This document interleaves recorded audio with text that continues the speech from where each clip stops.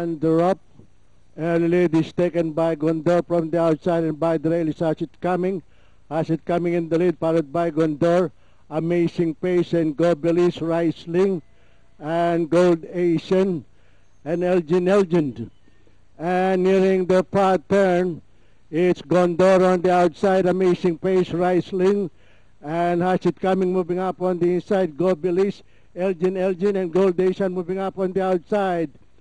But it's Gondor in the lead, followed by Riesling, and Amazing Pace on the outside by the rail. Hashit coming, and Gold Asian moving up on the outside.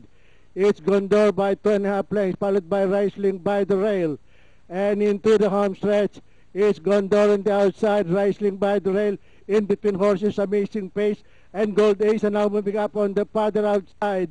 It's Gondor, Riesling, and Gold Asian moving up on the farther outside. Gondor, Riesling by the rail, and Gold Asian. It's Gondor on the outside, Riesling by the rail. It's still Gondor and Riesling by the rail.